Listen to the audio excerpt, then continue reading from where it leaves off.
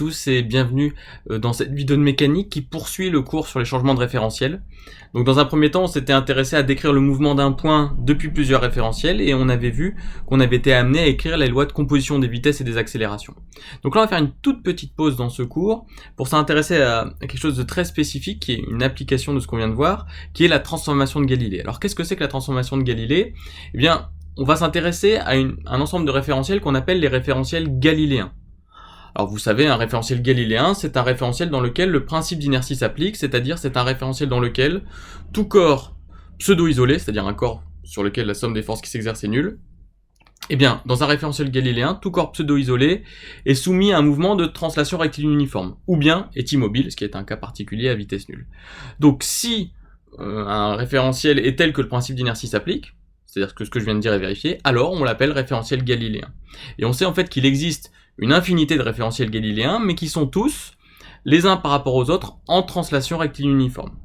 Donc on va ici s'intéresser à deux référentiels galiléens, c'est-à-dire que les référentiels qu'on appelle R et R' depuis le début, ici, on va supposer qu'ils sont galiléens, et on va montrer que les coordonnées du point M qu'on étudie dans ces deux référentiels-là sont reliées par ce qu'on appelle la transformation de Galilée. On va la mettre en évidence, en fait elle est ici écrite sous forme matricielle, et pourquoi on discute de ça ? Parce que cette transformation de Galilée, elle va jouer un rôle dans le début de la relativité restreinte. En fait, on va s'apercevoir qu'elle va devoir être modifiée pour être transformée en transformation de Lorentz.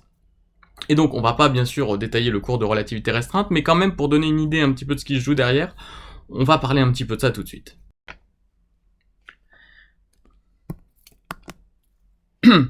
Donc la situation à laquelle nous nous intéressons, c'est celle-ci. C'est un premier référentiel qui est le référentiel R, qui est le référentiel du sol, qui peut donc être ce qu'on appelle le référentiel terrestre, et qu'on va supposer galiléen. Et un deuxième référentiel qui est en translation rectiligne uniforme par rapport à lui, c'est le référentiel R' d'un train, qui avance à une vitesse v, mais qui est constante au cours du temps, puisque nous avons un mouvement de translation rectiligne uniforme. Alors cette vitesse v, en fait, c'est la vitesse de n'importe quel point fixe de R' par rapport à R, donc je peux l'écrire vitesse de R' par rapport à R. Alors je rappelle que dans le cas général, la vitesse d'un référentiel par rapport à un autre, ça n'a pas de sens, parce que tous les points du référentiel R' ne vont pas à la même vitesse par rapport à R, mais dans le cas d'une translation, par contre, ça a du sens, et j'ai le droit de l'écrire, c'est pour ça que je le fais ici. Donc, voilà ce que nous pouvons écrire, et donc, dans ces deux référentiels-là, on va s'intéresser au mouvement d'un point M, et donc, pour cela, je vais définir des repères associés à chacun des référentiels. Donc on peut définir un repère O, EX, EY, EZ cartésien accroché au référentiel R. Et on peut définir un repère ici O', et avec trois axes cartésiens EX', EZ' et EY'. Ainsi attaché. Alors vous remarquez au passage qu'en fait le vecteur EX' et le vecteur EX sont strictement égaux, puisque ils ont la même norme et même direction au cours du temps, donc j'aurais pu aussi appeler ça EX, EY, EZ, mais j'ai décidé de différencier pour bien voir ceux qui sont dans R et ceux qui sont dans R'. Et donc dans ces deux référentiels, je peux m'intéresser à la position du point M, qui est caractérisée ici par la variable X dans le référentiel R, et par la variable X' dans le référentiel R', dans le repère centré sur O'. Et je peux faire la même chose avec la variable Z, c'est-à-dire que Z va être cette hauteur-là, et Z' dans le référentiel R' va être cette hauteur-là. Et donc j'aimerais connaître la relation qui me permet de passer de X à X' et de Z à Z', et c'est ça qu'on va appeler la transformation de Galilée. Alors pour la démontrer, il faut écrire la composition du mouvement, et notamment ici, comme ce sont des variables de position, la composition des positions, et ça c'était un théorème de Schall, la position de M dans le référentiel R, TOM, c'était O' plus O'M. Alors on sait tout de suite que si on projette dans le repère EX, EY, EZ, ici, ça va être XY, Z. O', eh bien c'est un vecteur qui va de la gauche vers la droite, qui est horizontal puisque le train ne se déplace qu'horizontalement, donc il n'a pas de composante suivant Y et Z. J'ai oublié de dire quelque chose, c'est que on pose qu'à t égale 0, O et O' sont confondus, c'est-à-dire que on choisit l'instant initial de telle sorte que O et O' sont au même endroit à l'instant initial, ils sont par exemple ici, et puis après le train se déplace vers la droite, donc O' s'éloigne de O.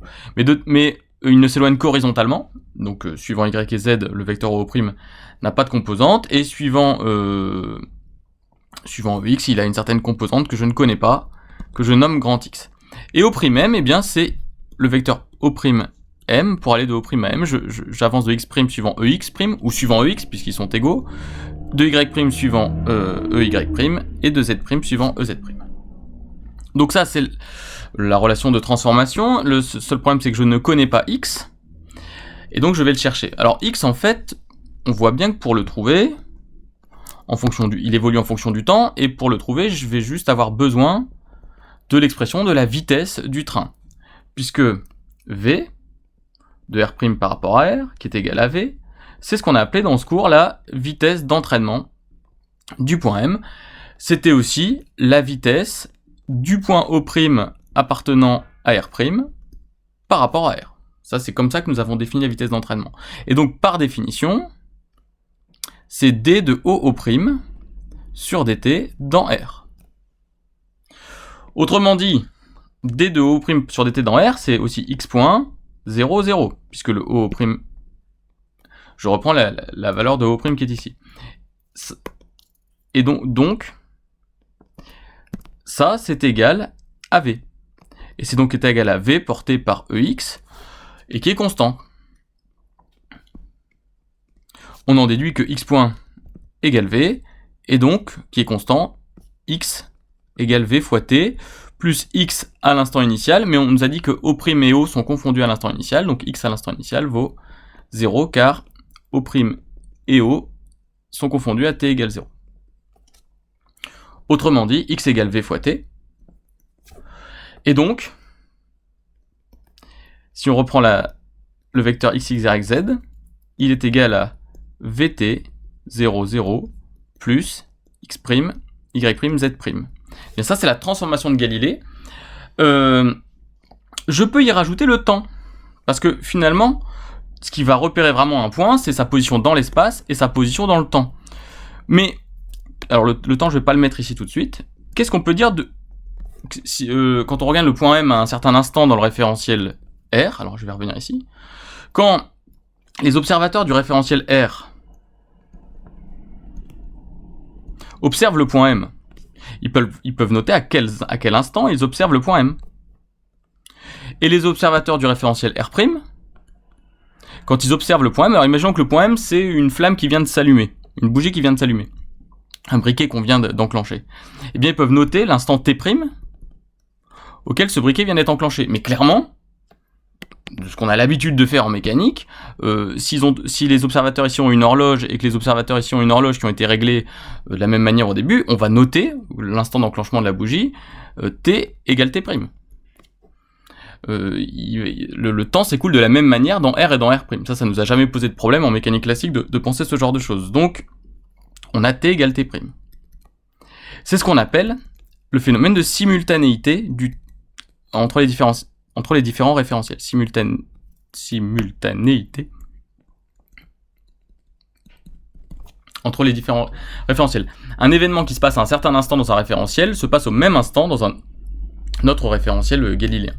Et donc, ces relations entre les coordonnées du point M dans le référentiel galiléen R et dans le référentiel galiléen R' sont appelées la transformation de Galilée, et ils peuvent s'écrire de cette manière, x, y, zt, qui sont donc les 4 coordonnées du point M dans le référentiel R, sont liées aux 4 coordonnées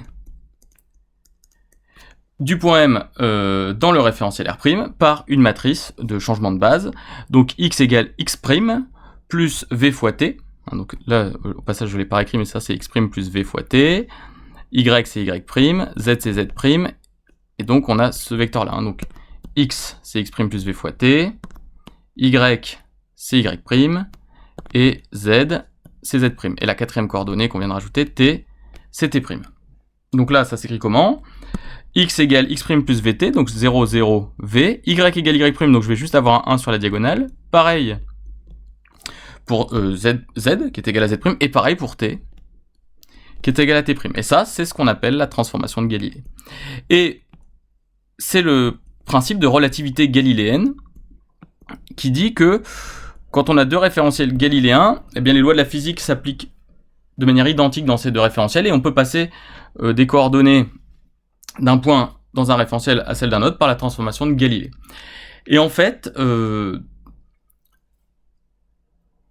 va s'apercevoir que si on se dit finalement tous les référentiels galiléens sont équivalents pour les lois de la physique, on doit pouvoir se dire que les équations de Maxwell doivent pouvoir s'écrire de manière identique dans tous les référentiels galiléens. Et donc si j'ai les équations de Maxwell qui sont écrites dans un référentiel galiléen, et que je les écris dans un certain repère dans lequel j'ai x, y, z et t, si je passe dans un autre référentiel galiléen en translation rectiligne uniforme, que j'écris les équations de Maxwell dans un autre repère, du coup x', y', z', t', avec ces coordonnées-là, les équations de Maxwell doivent être invariantes parce qu'elles doivent être vérifiées dans tout référentiel galiléen. Le problème, c'est que si pour passer de x, y, z, t à x', y', z', t', j'utilise la transformation de Galilée, ça ne marche pas. Les équations de Maxwell ne sont pas invariantes par la transformation de Galilée.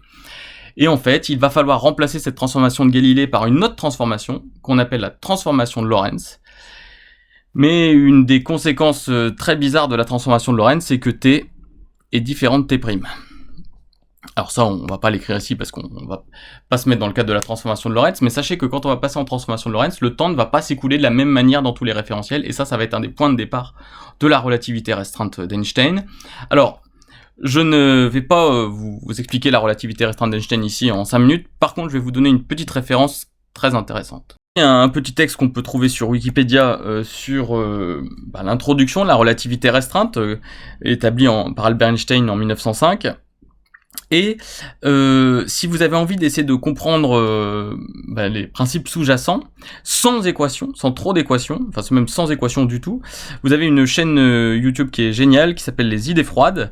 Je mettrai le lien dans la description, mais il est là, ici, et qui vous explique dans cette vidéo en particulier, vraiment la logique de la transformation de Lorentz, l'idée qu'il y a derrière la transformation de Lorentz, sans équations, mais qui vous explique comment, en partant d'un postulat simple, eh bien on arrive de manière obligatoire au fait que l'écoulement du temps n'est pas le même dans tous les référentiels et qu'il faut changer la transformation de Galilée. Alors je vous encourage à la regarder, elle nécessite une certaine concentration, mais elle a l'avantage d'être très visuelle et sans équation. Et d'ailleurs, de manière générale, cette chaîne est magnifique. Donc si vous avez un petit peu de temps, ça vaut le coup d'y passer d'y jeter un coup d'œil.